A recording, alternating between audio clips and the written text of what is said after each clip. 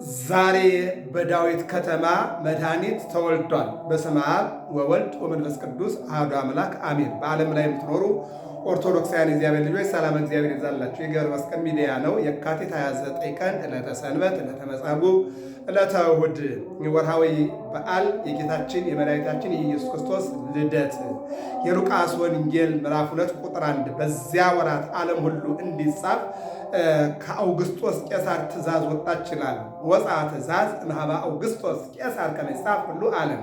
እነሆ ነገስታት በነገሱ ቁጥር የህዝብ ቁጥር ማወቅ ይፈልጋሉ፣ ያስቆጥራሉ። የሀብት ቁጥር ይፈልጋሉ፣ የታሪክ ቁጥር ይፈልጋሉ።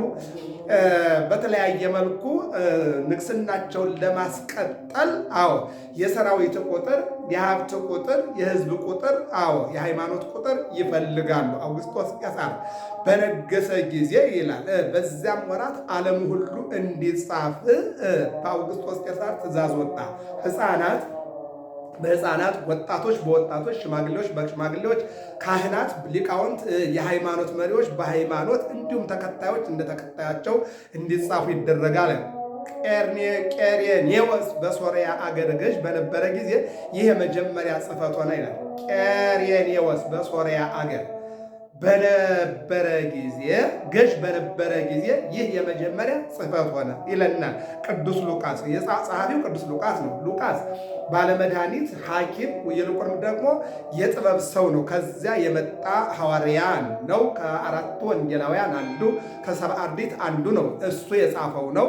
ምን ይላል? ሁሉም እያንዳንዱ ይጻፍ ዘንድ ወደ ከተማው ሄደ ይላል። ወደየት? ወደ ከተማው። ምን ሊያደርግ ነው? ሊጻፍ። ለምን? መንግስት አዋጅ አውጇልና ማለት ነው።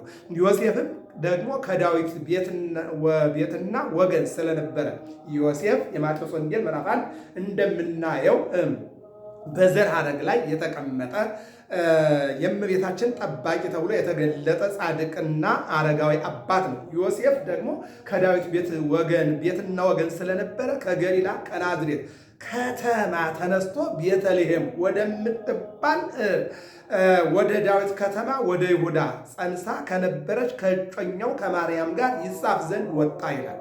አሁን ይህንን እመቤታችን 3 ዓመት በእናት አባቷ ቆይታ አድርጋለች። በ3 ዓመቷ ወደ ቤተ መቅደስ ገብታለች።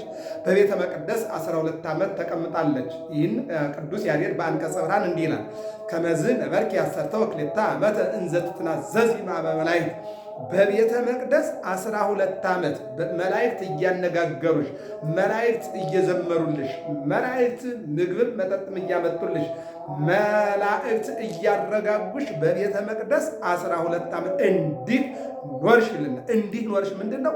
የሚያነጋግሩሽ መላእክት፣ የሚያጽናኑሽ መላእክት፣ የሚያረጋጉሽ መላእክት፣ ምግብና መጠጥ የሚያጠጡ መላእክት፣ የሚያመሰግኑሽ መላእክት፣ እንዲህ ሆነሽ 12 ዓመት ኖርሽ። 12 ዓመትና 3 15 ነው።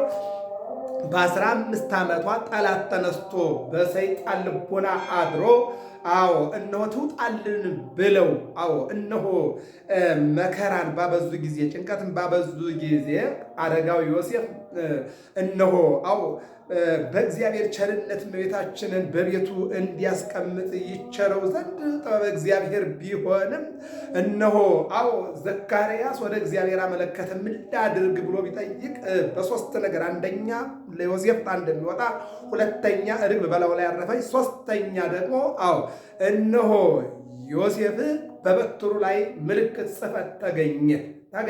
እመቤታችን ወደ ቤቱ ይዞ ሄደና እጮኛ ማለት ጠባቂ ማለት ነው። እጮኛ ማለት ለምሳሌ ለአንድ ስልጣን ወደ ስልጣን ሰው የሚመጣው ምርጫ በእጮኛነት ደረጃ ነው። እንደገና ደግሞ እድር የምንበለው ቁም የምንበለው ማንኛውም ነገር ወደ ስልጣን የሚመጣው ከእጮኝነት የተነሳ። እጮኛ ማለት ደግሞ ምን ይላል ቅዱስ ጳውሎስ? ለእግዚአብሔር አገልግሎት አጨኋችሁ ይላል። ለአገልግሎት መምህራን፣ ሊቃውንት፣ መነኮሳት፣ ባይታውያን ይታጫሉ። ለምን? ለአገልግሎት ይታጫሉ የሚለው ይተረጉማል። ምን አለ? ወደ ዳዊት ከተማ ወደ ይሁዳ ጸንሳ ከነበረች ከእጮኛው ከማርያም ጋር ይጻፍ ዘንድ ወጣ። በስንት 9 ወር ከ5 ቀን ሆኗታል። የመውለጃ ሰዓቷ ደርሷል። የድንግል ማርያም ግን ቆጠራው ግድ ስለሆነ በአገር ሲኖሩ የመንግስትን ሕግ ማክበርና ትእዛዝ መፈጸም ግድ ስለሚሆን ሊቆጠሩ ወደ